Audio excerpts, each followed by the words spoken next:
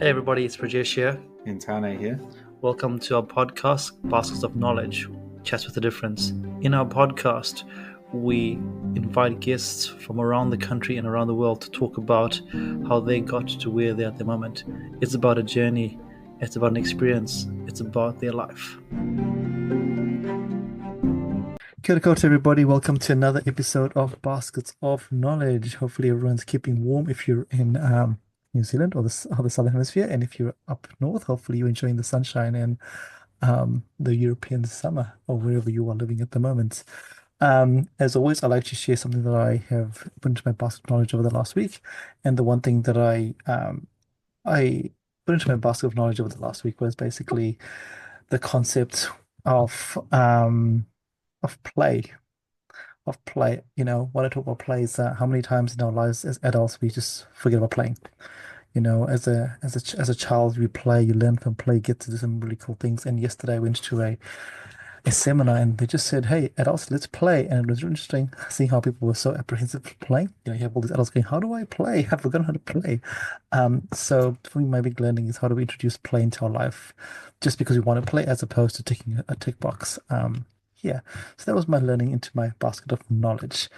But it's not about me today. If you want to hear about me, jump onto those other platforms. But here we talk here to talk to our guests.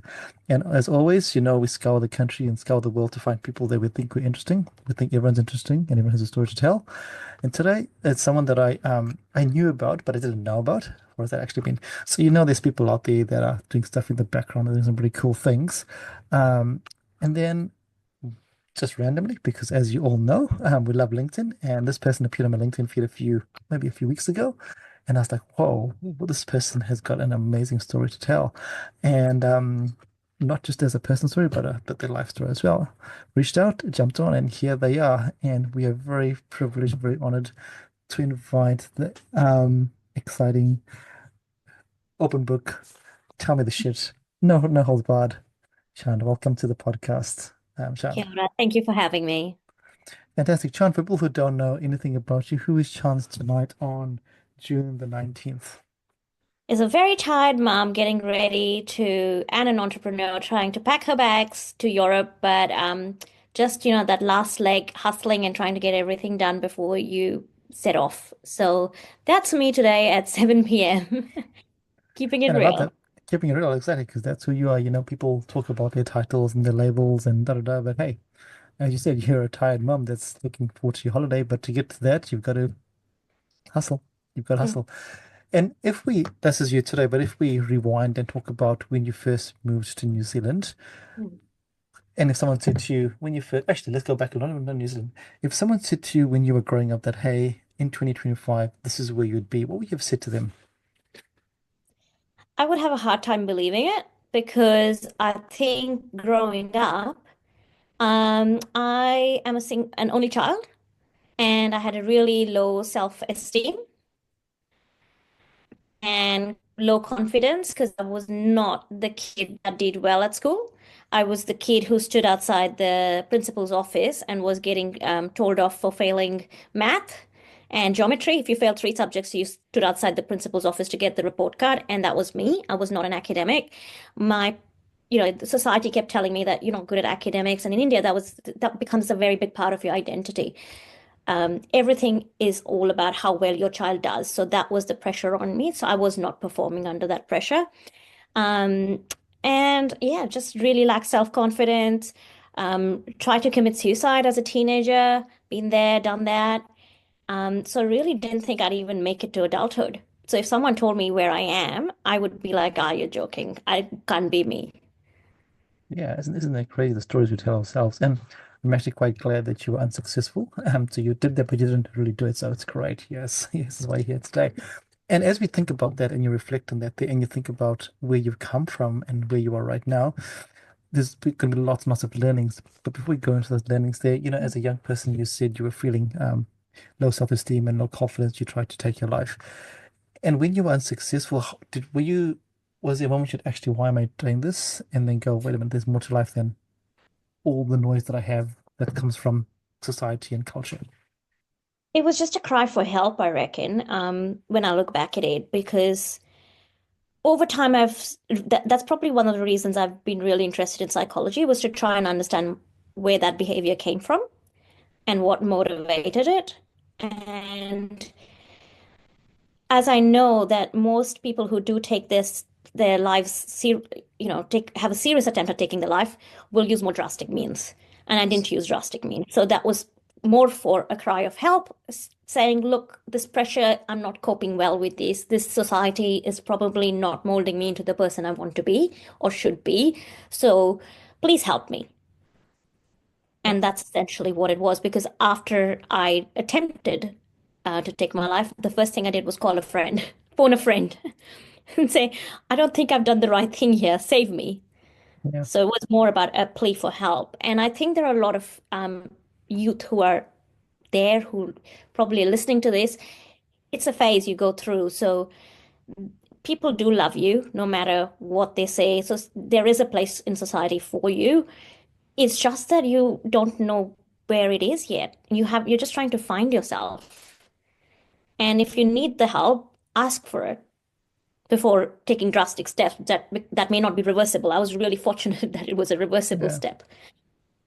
And I think that that's important there, because you know, life is not a bed of roses, as you said before we started recording, and we have to accept the fact that sometimes life is going to throw us some curveballs, and we're going to feel down and out. But we're never alone, even though we think we're alone. We are never actually alone in that moment, in those moments. And as you said, you called a friend, and just reaching out, even though you might feel alone, when you're reaching out, somebody out there will listen, um, and will help you through that there, which was the way we love the world to see those situations there. Um, so you did your childhood, and when did you move to New Zealand? I moved here when I was 17. So I had Oh, just finished year 12 in India. We don't have year 13. So I finished my year 12, and my parents and we all were on the same page that I needed to get out of there. I was a feminist.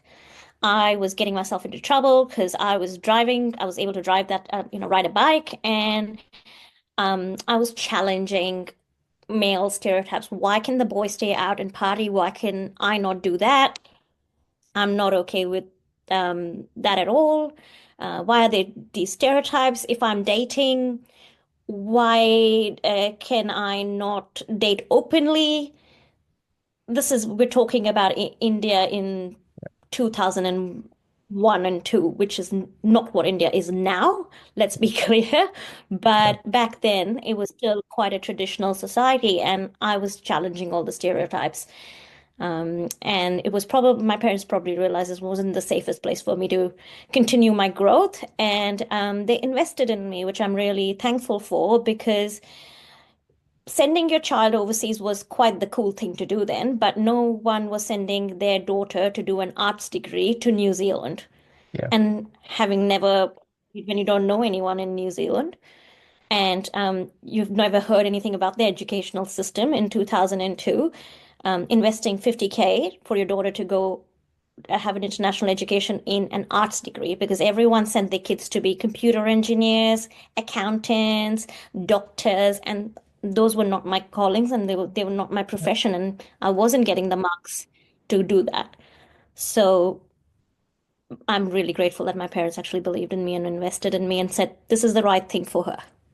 And why New Zealand? I mean, as you said before, it's not the it's a bit like me when I moved to New Zealand as well. They were like, why are you going to New Zealand of all the places in the world? Because everyone either goes to the States or to UK, or Canada, and then you're like, New Zealand, like, why would you go there? Those were the questions I was asked many years ago. So yeah, couple of reasons. I looked at prospectuses of every top university that someone dreams of, like Harvard, Oxford. I looked at Australian universities. For some reason, the University of Auckland really jumped out at me, and I had that as a goal, the prospectus sitting on my desk. Other reasons were the plan was always that my parents would fall, and Australia was at the time going through some immigration changes, so we would move here as a family, whereas New Zealand seemed more flexible. And then I also sat my SATs. Something just didn't click. for America. I had cousins there. I had been through a sexual abuse encounter in India, and that had stayed with me. And I just wanted to go as far away physically from India and the culture. So I literally was like, oh, that's Australia. What's that island below it? It's another country. What are the chances that I'm going to find peace here? Lot. It's too far away from India. It takes 18 hours to even get here. I don't have any cousins. I don't have any family. I wanted a fresh start. So New Zealand seemed to be the right place. And University of Auckland, for some reason, the universe was telling me that that's the place I had to be. No, yeah, that's that. I love that. I love that for so many reasons because, as you said, the stereotypical degrees of engineering, doctors, and trying to get away as far away as possible. And there's no way further than New Zealand unless you go to Antarctica. And because there Exactly. was no university, you wouldn't go there, right? Otherwise, you would like send me to Antarctica. So that's pretty cool. And when you landed in New Zealand, and I'm gonna ask you this question because when I landed, I came from Africa, I came from Zimbabwe, and I landed in Dunedin, and I was like, where have I come? Because I landed in a paddock. I was like, the plane landed, and I'm like, oh, there's a paddock here, there's cows, there's sheep, and everything's shut by like 5 o'clock, and I was like, what is going on here? What have I done? What is it like for you? Because obviously India is next level. Sensory overload. I honestly picked up the phone and cried after a week and called my parents and said I want to come back home. We're talking because this is the age before, like, we still were on dial-up internet. Hmm. Sending a text message was like $2 to Yeah. India in 2002 when I came. It was the middle of winter. I did not understand Oh, that July is going to be really cold when I arrived for my degree. There was no international pastoral care program at that time from the yeah. University of Auckland. Nobody came to pick me up. Yeah. I had missed orientation week. Yeah. And the first night, no one was at the airport to pick me up. So I was like, what the hell do I do? So I was calling India from the payphone, going, I don't know what to do now. And my parents said, just accommodation. We don't know why your agent hasn't organized anything. So I was pretty much on my own. And then I got a call saying, you need to go to this place called Choice Plaza on Wellesley Street. It is a Chinese looking weird hall of residence back in the day. It still exists. And I've got trauma with that building on Wellesley Street because I woke up the first night jet lagged and didn't, it was a shared bathroom scenario, something we're not used to in India. Literally, I've grown up with an ensuite. Came down the stairwell and I was in my pajamas at 4 a.m. on Queen Street, unable to get back into the building. Oh, So wow. it was very traumatizing. And this was the age before internet. So, like, finding my way to the university, instead of going up the road to the university on Wellesley Street to find University of Auckland, I ended up on K Road, which was not fair. Buy myself a map and then figure out how to get from one place to the other walking. Um, you couldn't use your phone to find yourself, find your way.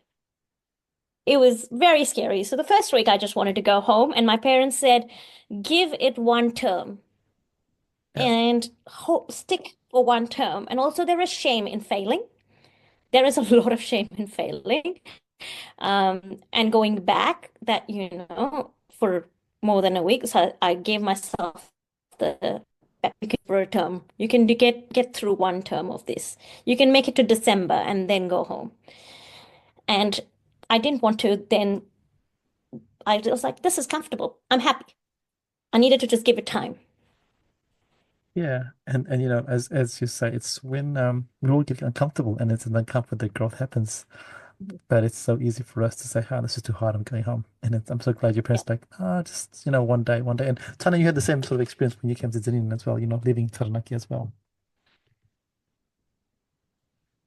Yeah, definitely. I think it was a huge adjustment to go down and move away from family, friends, and yeah, step away from it. Also, I think it really was just sticking it out and also challenging myself to meet new people, talk to new people, and it does take time. I think is the other thing to realize. I think you sometimes naively go into those kinds of chapters thinking everything will just unfold the way you want it to, or you kind of just think it will happen. But I think sometimes, yeah, you've got to be proactive, but also sometimes it just naturally takes time to, yeah, integrate into a new way of living.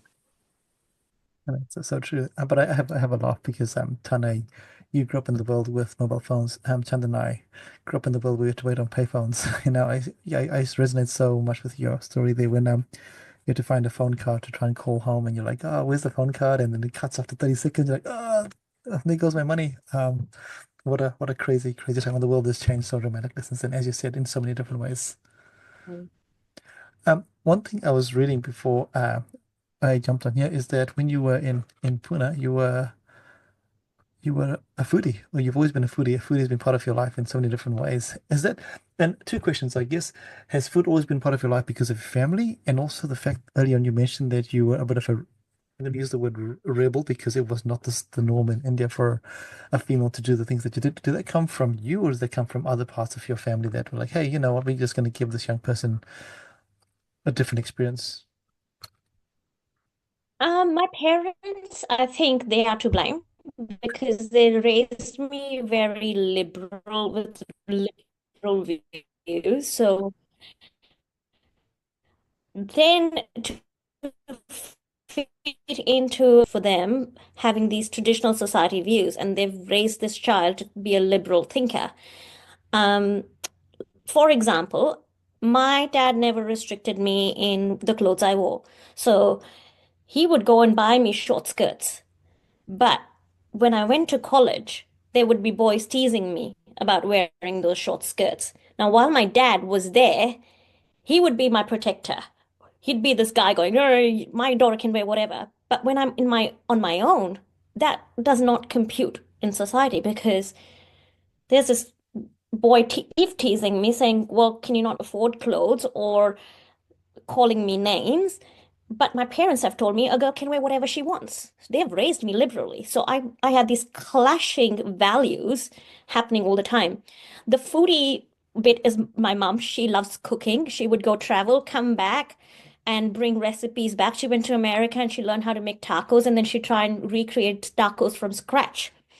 So I was always into let's try this, let's eat that. And then there was a joke in my family. First they said, "Oh, are you going to go and become a chef?" I was like, "No, I only like the eating part. I don't want to actually cook it."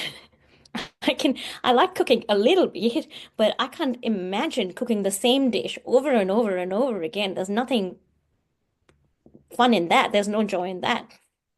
And so then they started teasing me that I'm going to marry a chef. That was a self-fulfilling prophecy.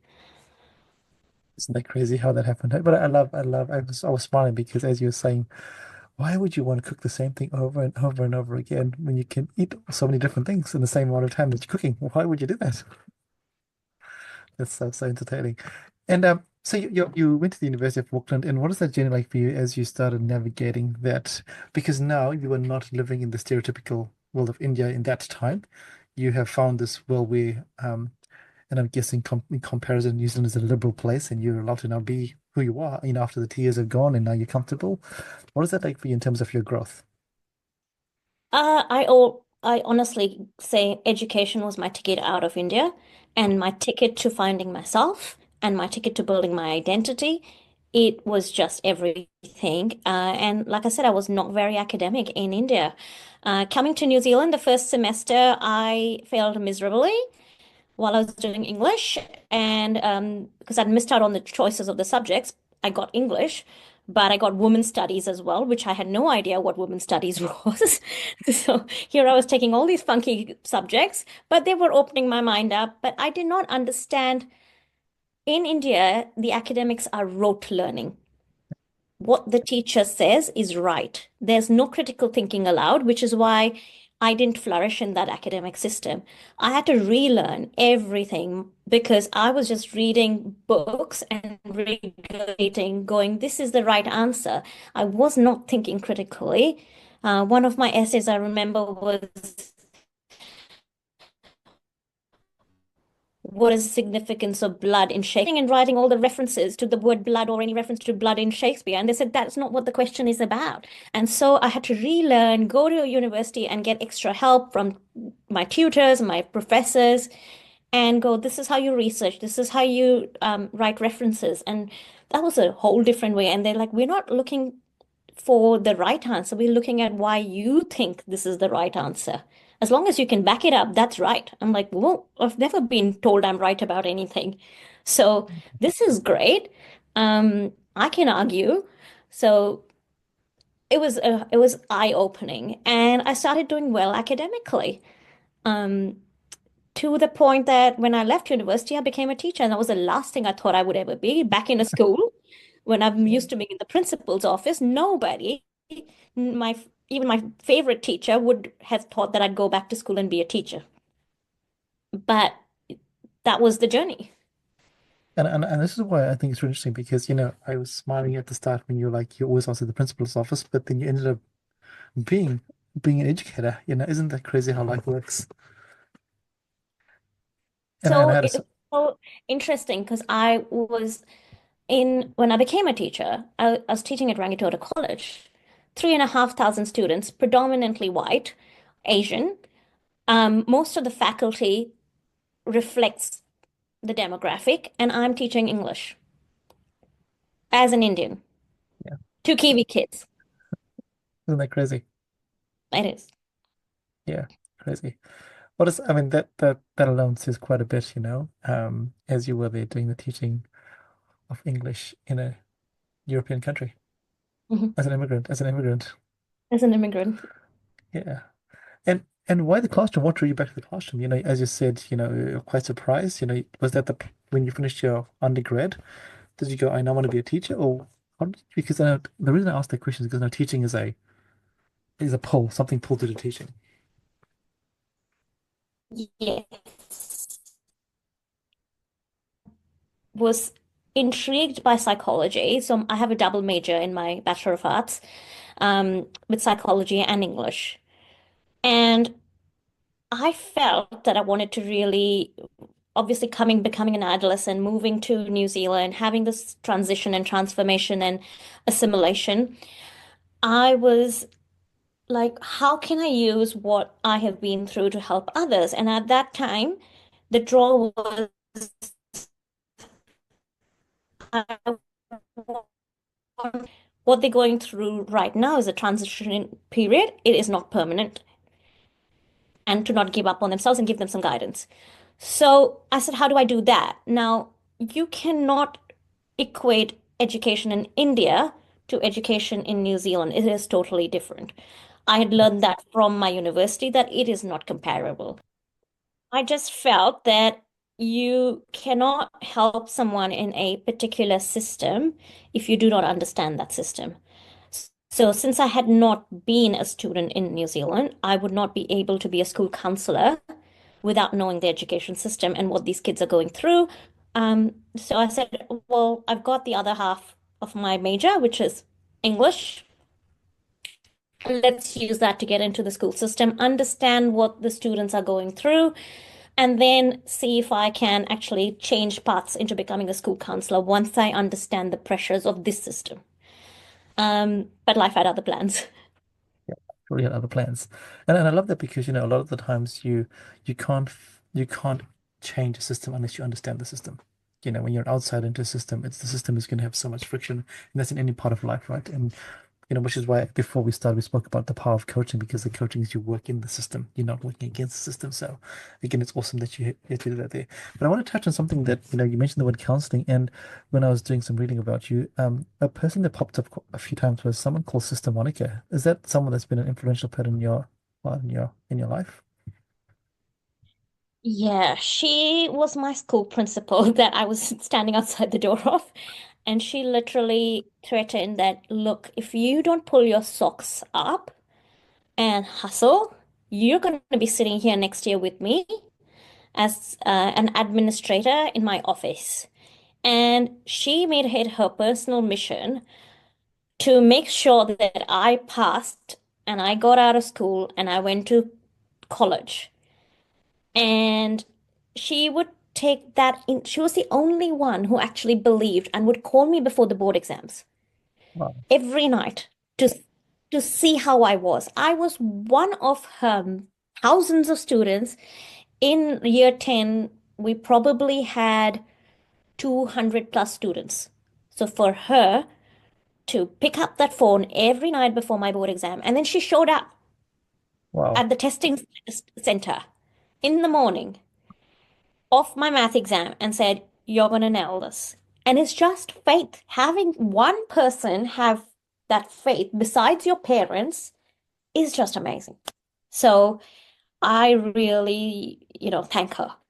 She was a nun, but she was also an educator. It brings me to tears because such people are hard to find in life. And if I had, that was my, goal. I was like, if I can make that difference in one person's life, then life is worth living, not And that is giving up.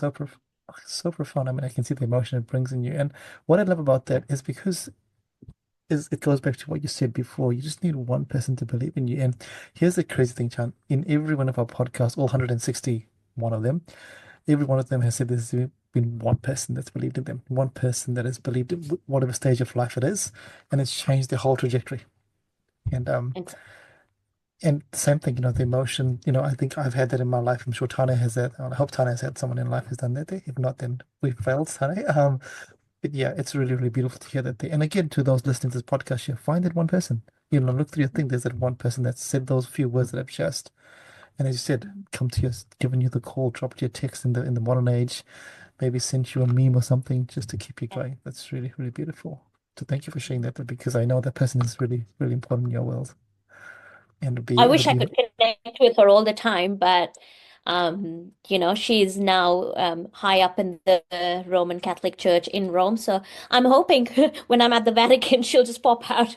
you're like, hey, Never guess know. who? You never know. I mean, given the way your life has gone, fate throws all these interesting stories your way. You never know. You never know. Exactly.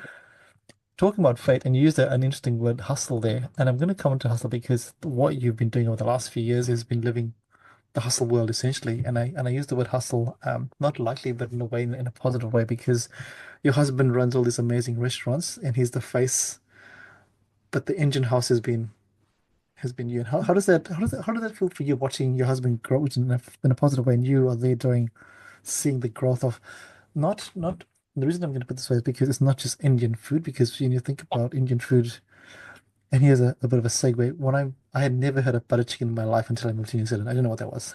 So when I moved to New Zealand, I was like, oh, what is butter chicken? Never heard in my life. Growing up in an Indian home, they're like, what are you talking about?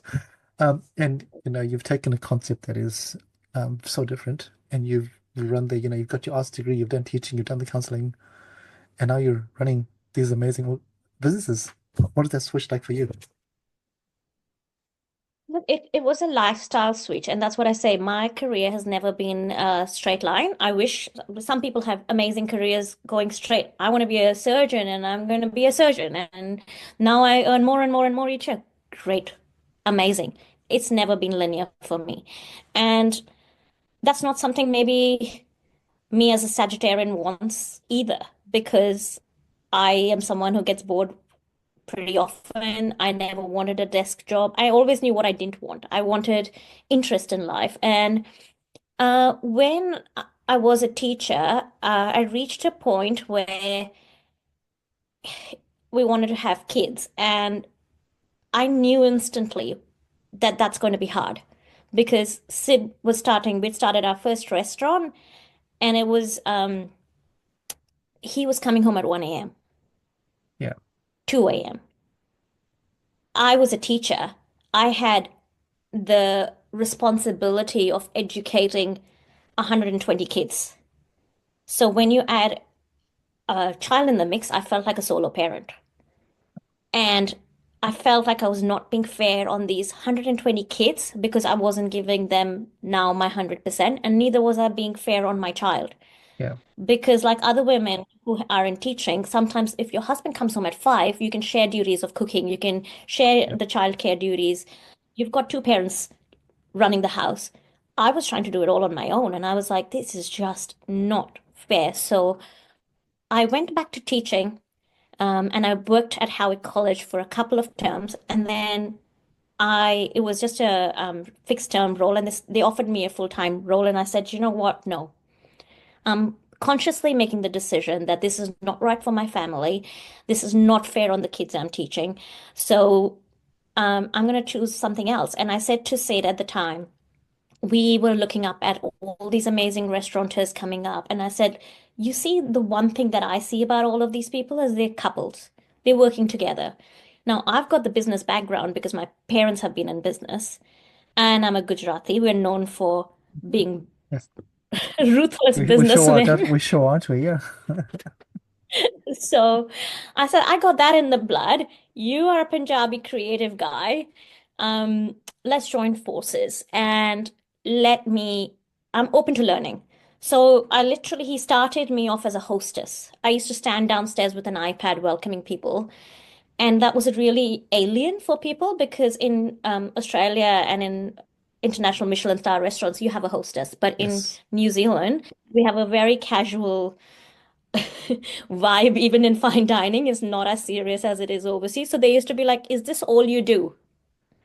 And I'm like, no, I own the restaurant with my husband. And I had my staff teach me, and I was just like, like we had a manager, and she'd be like, no, the jugs need to have the handles facing this way. You need to fold the triangles in the toilet paper like this. So I learned everything from my managers. I didn't know anything about hospitality besides that I liked eating good food. I knew what the customer experience was, and I had a business mind. The rest I just learned. So that's how I got drawn into hospitality and running businesses with Sid. And Yeah. we looked at what was happening with Indian food, and in 2002, 3, 4, 5, we just felt like there was the stereotypical $12 butter chicken with orange sauce with three pieces of chicken in a plastic box for $12 with a naan and rice. That was the definition, stereotypical definition of Indian food. And we hated it. And that's not what it is like in India. So we decided that that was a challenge to try and change it.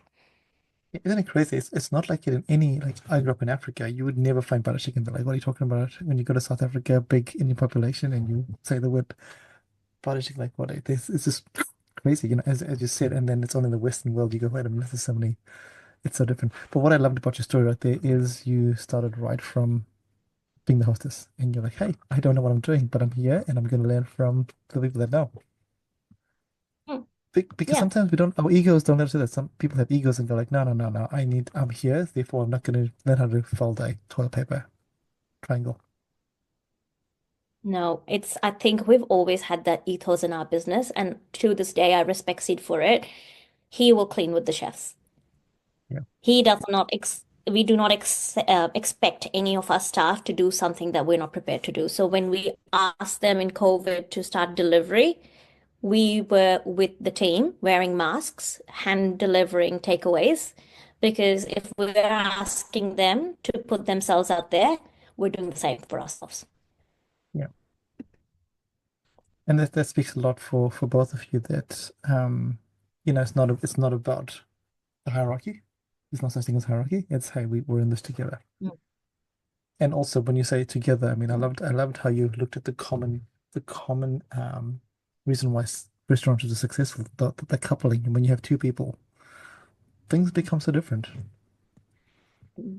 because you bounce off each other. Yeah, because you play to your strengths. Yeah. Yes, you bounce off each other. I figured the best way to do that is if you stay in your lane. So I never told Sid what to put on the menu until COVID, Yeah. when I had Then you're to. like, cool, things are changing now. I need you to put it in a box. Yeah. And that's No. when the arguments start because I don't tell him how to cook, what to cook. That's his Yeah. department. Yeah. But running the businesses, you're like, hey, this is the business now. Things changed a little bit. Yeah. Yeah.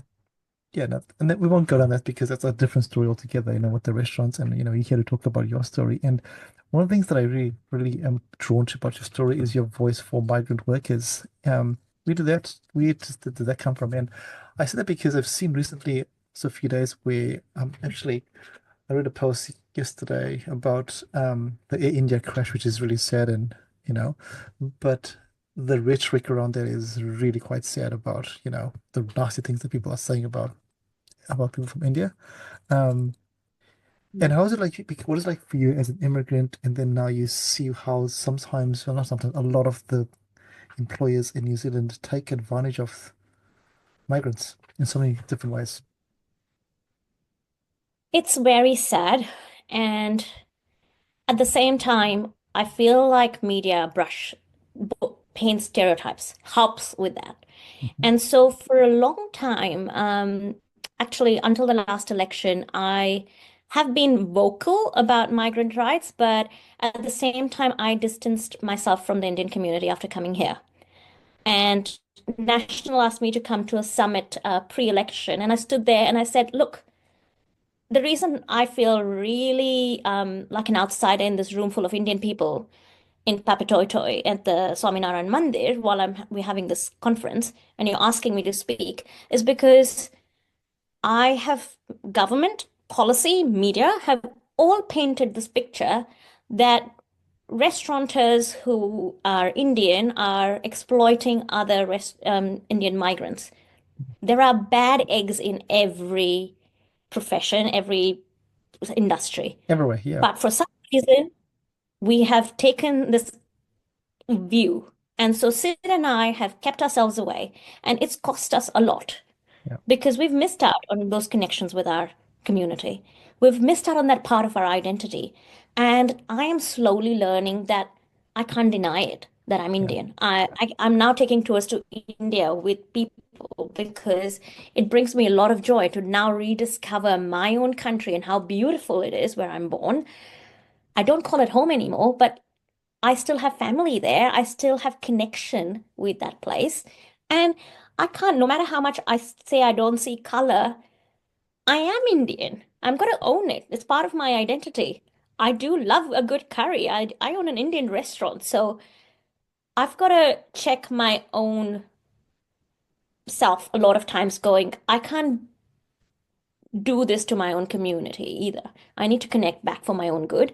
And so I stood there and I said that to them. And I said, we've got to change the perception because there are good people in our community. There are great restaurateurs in our community. There are great employers in our community. Let's celebrate those and go and make an example of the ones who are not doing the job, yeah. who are exploiting people, and educate the people coming as well, which they've started. I'm really excited that they now have made it an obligation that, people coming from India need to know minimum wage so that they're not becoming part of the problem. Yep. Sometimes people from there also are like, here's everything, I just want to get out of here. Well, that's not paying money is the easy way to get out of India. There's something really dodgy if you're doing that. If you're coming here on merit, education to build yourself a better life, that will Not be necessarily. long-term and Yeah, sustainable. So yeah. both sides, I think you can't just blame one side of the coin. You have to blame both sides. When I first came here, there was no law that allowed you in your holidays to work beyond 20 20 hours. hours. Yep, It was very strict. Even if it was termed like you have 4 months, what do? You can't survive yep. over your Christmas period with 20 hours. So yes, I worked under the table. So did I. So did I. Yep. It's And what you what? survive, I got right? paid, yeah, I got paid $8 under the table after Yep, tax. yep. And I worked 30, 40 hours and I still managed to do my university stuff. And that was, both sides were to play because that was a government policy that got changed later on. But you made it so that people broke the rules Yep. because it was an unrealistic policy that there's no university time happening and people are having to Live, earn money survive. to Yeah, support themselves and survive. yeah. So I think there's not one person to blame. I think there's a whole lot of people, and I think when you get all stakeholders and have an open conversation, and I've been very honest and I've said I don't care who's in government. I don't support one party over the other. Really question policy. Yeah. So if policy is wrong, I don't live in um, we live in a democracy. So therefore, if I'm going to vote, I have a right to say what I want. Somebody doesn't like it, challenge me. I'm open to being challenged and discussing and telling you my viewpoint and hearing your viewpoint. And that's why we're here, right? We're in a democracy where, you know, it's not about it's about the person, at the end of the day, how whatever we're doing, is it right, for the masses. And I was running a workshop a few weeks ago, and it was about it's about anti-racism. And one of the things we speak about is systemic racism or the way the system allows these things to happen. And we blame, but as you said before, if the system perpetuates this ongoing, then something's got to change because if we think about it, someone's just playing to the rules of the system. So you can't say that it's Mm. their fault because they're like, hey, this is what the systems say I should do. So I'm either going to do it or I'm going to break the system and just make it happen. So I love the way you put that there. That's, no one to blame.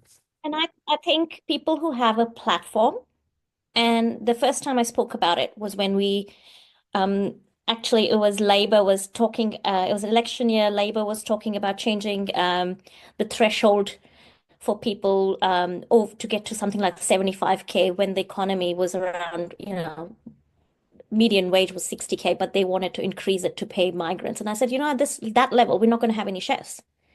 Yeah. Our workforce was 50% migrants in Cassia. And I was like, yeah, I'm going to have to send all these people back. I do not see how I can sustain my business. Let's just go back to selling fish and chips. If you guys don't love your Indian curry and naan and the evolution of where food has come in 10 years with places like Cassia, it's all well and good to give us the best restaurant of the year award by the mayor. And I challenged the mayor on stage. And I said, here is a platform. Half this room before this has been telling me that this is unfair, that they're all going to be impacted. So, what's the point of me getting an award for a restaurant I may not even have? Because the restaurant is because of the people. Yeah. And half a restaurant ain't gonna run itself with half the staff. So if I've got the platform, just saying thank you and walking off the stage is not really any solution. And I think people who have platforms, who have that voice, need to actually stand for something because if you choose not to stand for something, you stand for nothing. Yeah. As I say, silence is a choice. Silence is a choice, especially when you are in that sphere of influence, right? And this is your world. You live it, you breathe it, you stand there, and to just go, hey, thanks a lot, and then as you said, people are the most important thing in the whole wide world. And no, no, no, and this is why I just loved what you brought out there because at the end of the day, people that don't have voices need someone to have voices for them. Because they're afraid. Exactly. When I remember when I came and I really related to what you said when I was working under the table getting paid cash, I was always feared. What happens if I get caught? If I get caught there and I'm gonna be sent back home but I have to be able to survive here. I mean, you're an international student and you know how crazy the fees are and all your rights are very minimal. So you've got to get that $8 job and work 50 hours a week or 60 hours a week. And what if I get caught? Then what happens? Yeah. So no, it's really, It's really, that it's the weight on your shoulder until you get residence. yeah, that's right. That's right. And now you've shifted a little bit and you now dabbling in the world of coaching because you said you like psychology, you said you love um, working with people. What's made you shift into this world here? So for the last 2 years have been what I call figuring out what I want to do years. I was really burnt out after our restaurant Cassia. It was in Fort Lane, underground, got flooded for the second time in 2 years. So we had one flooding in 2022 January, and then in 2023 when the big floods happened, we just could not come out of it. The whole place was gone. And it was heartbreaking and it was a process of grief, but also at the same time, I didn't have time to grieve for that place because I had the burden of um, all the staff, the brand, the people who loved Cassia, and I had to find it a good home. Sid and I had to hustle to find a good home for it. And we found that home very quickly with Sky City. Literally a month later, for 1 month, we ran pop-ups, and then we found it at Sky City. I made a deal with Sky City. I need all our staff employed within 8 weeks. Otherwise, the deal's off the table. So they said, okay, we will try and do that. So I really worked hard with Sid and we brought our staff along on the journey. We didn't even lose one staff in that transition. Wow. Everyone moved to Sky City. And we were, it took a lot out of me because it was over $1 million claim as well. And so while I got that place set up, I was still dealing with financial insurance, all of that operational stuff. That was my responsibility. And I felt really burnt out at the end of it. COVID had happened. I'd had one massive burnout during COVID, and I could see the signs again. Yeah. And I was like, I'm edging towards that cliff, and I don't want to be in that ambulance again. Yeah. So I took a week off. I put myself on annual leave, which I had never done. And I just sat at home and I knit and I watched Netflix. And people thought I'd gone loco, but I was just trying to figure out what's next. And I came to the conclusion that just because you're good at something and it is part of your identity now, doesn't mean you can't be passionate about something else and you can't be good at something else. I just didn't know what that looked like or felt like or what it was.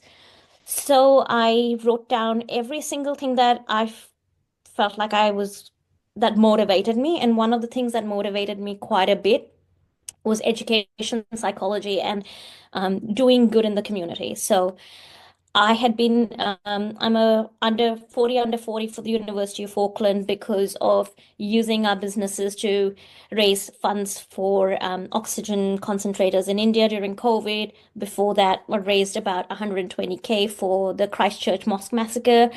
So I'd always been looking for something bad to happen to do something good, Good. Yeah.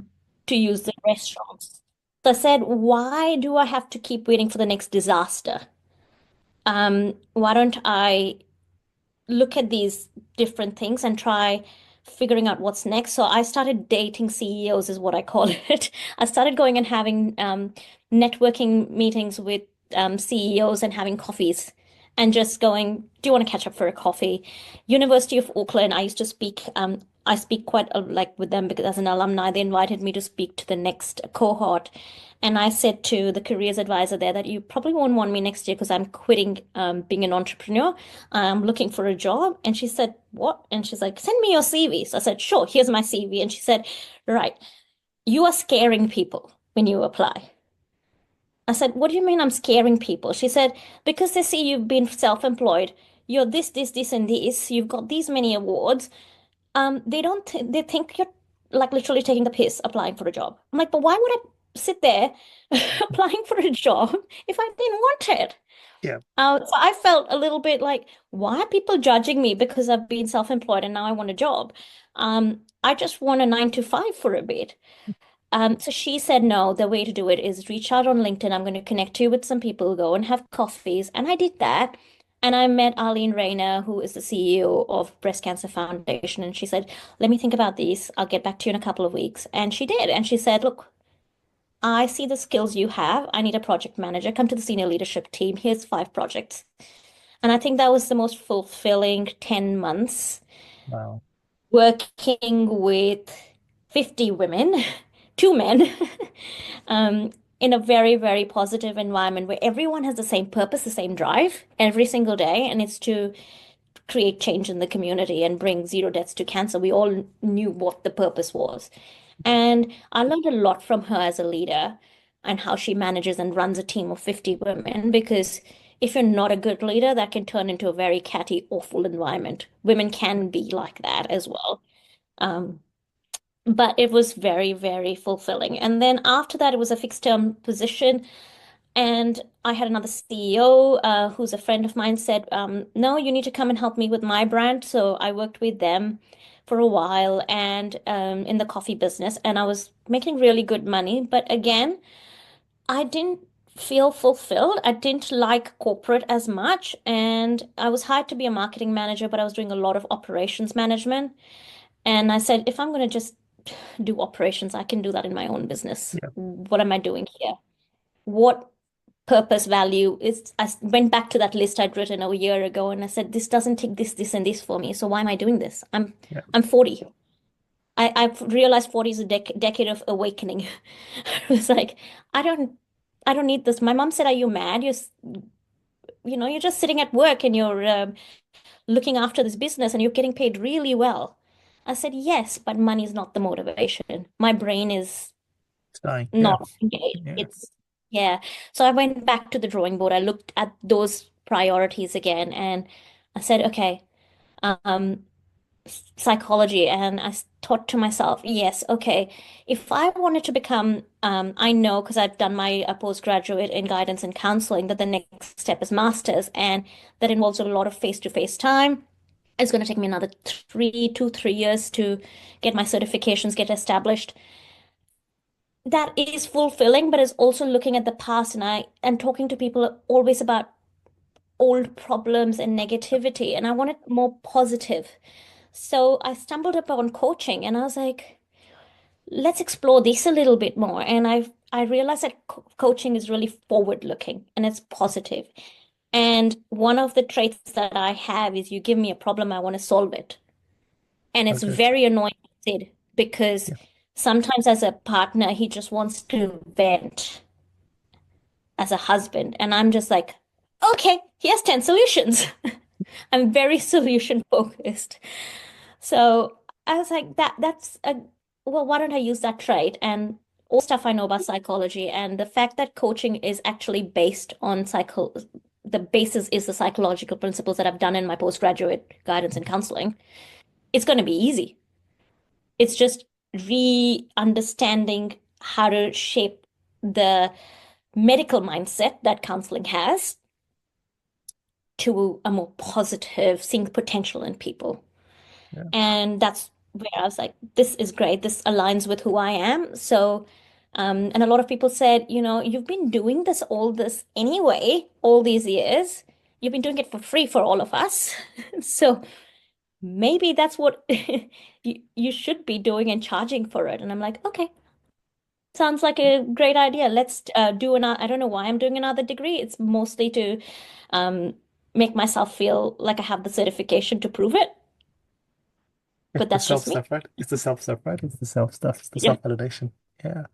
And well, I thank you for that because what it showed is what you said right at the start of this conversation. Your life is not linear, and nothing has been that whole. I asked you a simple question, but your answer was, "Hey, this is how it happened." Because there's like we said before, there's a story behind the end where you are right now, and that's really great. But what I do want to hear you and acknowledge you for is the fact that you recognize the burnout. Because as you said before, just because you're good at it doesn't mean you should carry on. Mm. And how many of us get caught in that there? Exactly. It's Yeah, very easy to stay in your comfort zone, yeah, and yeah. it's very hard to let go of your comfort zone. To make myself redundant in my own business was probably the hardest thing ever. I'd been threatening it, and I was like, I quit. But when you're quitting to your husband, he thinks it's a joke. He's like, yes, she said that 3 times before. Like, this is not rage quitting, this is real quitting. Yeah, here we go. Here's my resignation letter. Yeah. Yeah. And it's really interesting because right now I know that Tony is going and has been in a comfort zone for a long time. And now as I mentioned before, he's going through transition. Tony, how does this sound with you as you're going through what was super comfortable for you to have place that's so different for you right now? Yeah, I think it's definitely been an adjustment, and I think a lot of self discovery as well. And I think that sometimes you've just got to be able to sit with it. I think I've got my support networks and everything, but I think it's also been quite interesting to challenge my own assumptions. I think, yeah, you're right. For quite a while, I was in quite a comfort zone. Yeah, and also, yeah, it's been an interesting period, and I think it will take time, but I think yeah, it's something that I think it's going to benefit me in the long run, and I think that's something that I have to tell myself rather than getting overwhelmed with something that I'm not so familiar with. So, yeah, it's been an interesting challenge, but I think yeah, eventually there'll be stepping stones to something better at the end of it. Yeah, totally. And like Chandni said, it's challenging when you've got to do this. It's totally different. Growth happens in your uncomfortable zone, and how many of us actively do that? Sometimes you have to do it because life throws a mission at you, but you actually doing that is such a level of awareness as well, which is really, really amazing and really quite scary as well. And I think it's very important for us to start accepting that transition is uncomfortable, it's whatever, but you don't let it take its time. Yeah. I always used to rush in and go, I need an answer right now. What's next? But sometimes just, you know, this is okay for right now is acceptable. I'm Yeah, still figuring it out is acceptable. yeah, and that's so true. It's a bit like nature. Nature goes through seasons, right? It takes time. It has a season. Things flourish, things die, but they have their time and their place. But as humans, as you said before, we just keep hustling, we keep chasing. And I heard something today on a podcast. When we keep chasing, it means that we are coming from a place of lack. We always Mm. lack. It's a lack. But if you just accept things and go, hey, this is it for now, you take ownership of you're controlling that area. You're controlling it. And when I work with my clients, I hear a lot of them talk about they're chasing their next relationship or career pathway or whatever. But when you're chasing, as you say, what are you doing? You're not enjoying the moment. And as you said, I'm circling back to what you said before, is you weren't able to enjoy being a mum or being a 100% teacher because the worlds were clashing and you weren't able to just be present in 100% in those places there. So really full circle moments as we speak about, what are we doing and why we're doing what we're doing. So and I'm excited to see where the coaching goes for you because yeah, it's a pretty beautiful place to work in. Look, from what I've experienced in the last couple of months, I am really enjoying it. I'm just l enjoying listening to people. And I love the fact that coaching doesn't just give you advice. I'm not there with my experience as a business owner to just tell you what to do. Go hire a consultant for that. Coaching is about that deeper level of awareness. Yeah, And I don't want someone to be reliant on me. I want people to learn the art of coaching themselves. That is the objective, to be self-reliant. And I think that's really positive because when you think about it, you don't sit with the GP every day, do you? no, You no, you don't see don't. your GP unless you have a serious medical problem. You Yeah, go when you need to. So get a coach when you need to, learn the skills. And then if you need to go back after a few years because you have transitioned or your goals have transitioned, do that. that's right. Yeah, that's right. And as you said, it's not about reliance. It's about, hey, let's have a chat. Okay, let's go. Give me the tools and off I go. Talking about giving me the tools and coaching and reliance, how do you relax? We've spoken about how busy you are and all the amazing things you do. What is your downtime? What does that look like? My downtime is reading a book, even if it's a couple of pages of a novel, because that still connects me with my other passion, which is literature and being an English teacher and finding love for words that has never gone away. So I, and I need I'm an active relaxer. My mind needs to be always engaged with something. Um, Even when I'm like doing emails, I need to have background noise. My husband finds it hilarious that I go to the gym and watch Netflix. But I say to him, look, I know psychologically I have a brain and body disconnect. And for me to move my body, I need my mind engaged. And if it means that a Netflix show is 60 minutes and I'm on the treadmill and the bike for 30 minutes each, I've at least exercised, Yeah, right? Instead of, and he just can't understand that because he's differently built. And for yeah, him, that's his quiet time and relaxation time and spending time with his body. And for me, that's like the worst idea of going to the gym and spending time feeling the pain is I need the disconnect. So yeah, everything that I do to relax has got to engage my brain. Reading is, there's nothing like being on the beach reading a book for me. That's active relaxation, which I'm hoping to do. Spending time with my family eating and watching them experience new flavors, and try different things. That is really fulfilling. Cooking something for them that they enjoy. That's my creative outlet. Um, so now, and the other thing I've realized is to dis overcome this brain body disconnect, I need to put self-care time in. So I was burning the candle last night. Today I took an hour out. I found the hour and went and got my nails done, which I hadn't done for 6 months. And my kids had got me a gift voucher for Mother's Day. So I said, as long as I balance that scale, you got to fill the bucket as yeah, well. Otherwise, the bucket becomes empty and it serves yeah. nobody. Yep. So I am now conscious that I don't reach burnout because every week I do something that's for me, whether it's reading the book, whether it's indulging in a little bit of self-care. Friday mornings, I go work out with my girlfriends. It's a group of four girls, and we train. And while we're doing it, our trainer is happy for us to just vent out our problems and get business advice and relationship advice. So it's like our inner circle. And we talk about kids, husbands, families, staff that are annoying, or business problems, or anything. And we punch it out. And that's Oh, my good. release.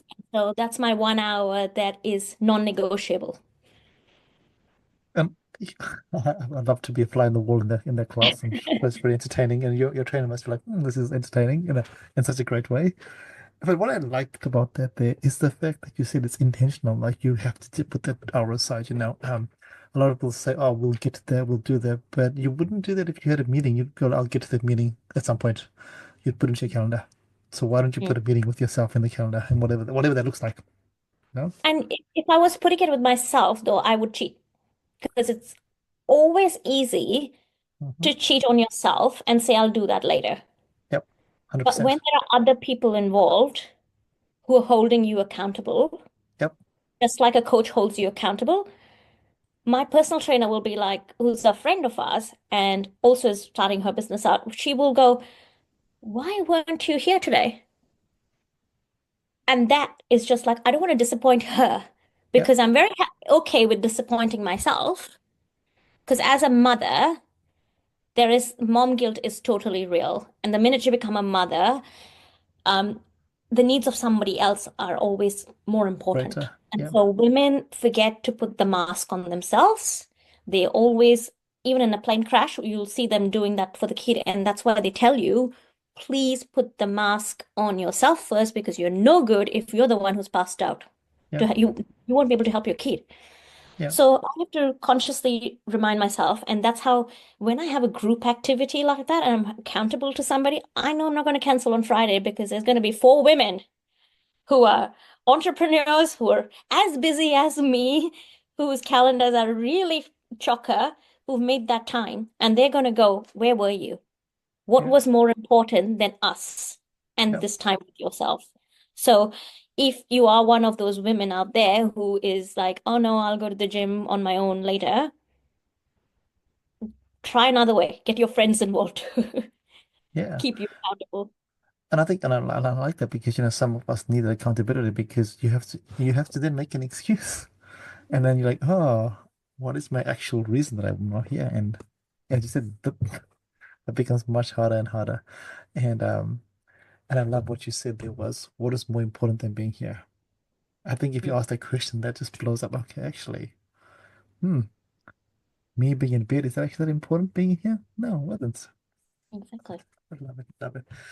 Chan, we've been talking for almost for over an hour now, and the time has just flown, and I'm like I said before, there's so much we could dig into. Um, but we will ask our final question. Tana, do you have any questions for Chan? I have a question. Our question for you, Chant, is we have a tradition on this podcast. It's called Baskets of Knowledge, and we invite our guests to share a piece of knowledge to put into our basket. You've shared so much today, but is there any particular piece of knowledge that has just hit home for you and that you would love to share with myself, Tanya, and I guess our listeners as well? As we were talking before, work-life balance is a myth. What you see on Instagram is a myth. It is one person's happy moment for that day, but you don't see the hustle, you don't see the real. And just know that prioritizing at times, I was having this conversation today with someone that she's learning at 49 Te Reo Maori. And if that means giving her kids chicken nuggets twice a week, it's not going to kill them. They're not going to remember the chicken nuggets when they grow up. They're going to remember that their mother at 49 reconnected with her culture, learned a new language, and added that to her identity. They're going to learn that if she can do it, I can do it. They're going to learn that as a parent, you don't have to be perfect all the time. that sometimes prioritizing your needs is also important. And you won't set these goals that, generations have been carrying on with these stereotypes. You will teach your kids that work-life balance is a myth. Prioritizing things as you need to is fine, and it's life as long as you remember to prioritize other things in your life as well. You know what I love about it, and I think I said this to you at the start, is this whole work-life balance thing was something we've been sold, Mm, sold and sold and sold. And I used to keep saying it as well until a mm. few months ago, and I was like, this actually is not real. There's no such thing as work-life balance. And I like to use the word work-life alignment or a different word, Yeah. but balance doesn't happen. There's no way because something loses all the time. And I ask people, I say, if you got a $20,000 business call at 5:05 p.m., are you, as a business owner, going to say, sorry, I work between 9 a.m. and 5 p.m. I cannot answer your query because I'm closed. yeah, I'm gone for the day. that can You're happen. not. Yeah, You are going to answer that call. So let's yeah, be honest. yeah. It's not a box that you create. Exactly, that's right. And I think the more we get reminded of it, the real it becomes, the more real, and we just challenge the status quo. Um, Mm. yeah, Chan, it's been really, really lovely chatting to you. So any last things? We've touched on so much here, but is there anything that you go, hey, this is a part of my life that I'd love to share, that we haven't touched on? No, I just think believe in the potential that you have and don't if I could say anything like you asked me to the girl who was there in India Yeah, at the start, is just believe you have skills. You may not see them now. You have potential. Don't give up on yourself. That's the worst thing you can do in life. Even at 80, you can learn yeah, new things. So I believe you will learn till the day you die. yeah. And I love that. And this is something my one of my team always says to me, hey, Prajesh, be a student every day, be a student every day. And I was like, yeah, we're a student every single day. We don't know what we don't know. So yeah, I love the way you put that there. Doesn't matter how old you are, you're always going to learn something. Something. Mm. It might be good, it might be bad, it might be ugly, but you'll learn something. Even the worst things teach us a lot. 100%, 100%. Yeah. They teach us not to touch a fire again. You get burnt, don't touch it again. Boom. Okay, yeah. Done. Amazing, John. Thank you so much for your time today. Thank you so much for sharing so much Yeah, about you, but maybe. also thank you about the emotion. You see some emotion, which is so real and raw, which is really beautiful. As we said at the start, this is just a story, and you've told a fantastic story about who you are. So Thank thank you you. so much for your time. For our listeners Thank you out so much. there, thank you so much for listening in. Hopefully you've learned something today. If you haven't learned something, it's because you haven't listened. Go back and listen to the podcast again. And just remember the next time you see people that are out there in the media, you just see the media, but they've all got a story behind them. And don't be afraid to ask them what their story is, because I'm pretty sure they'll be willing to share it. So till next time, don't forget to keep smiling. Don't forget to put something in your basket of knowledge. And most of all, our big learning today is there's no such thing as love, work-life balance. Think about how you use that phrase in your life every single day. Till next time, ka kite everybody. Bye. Peace.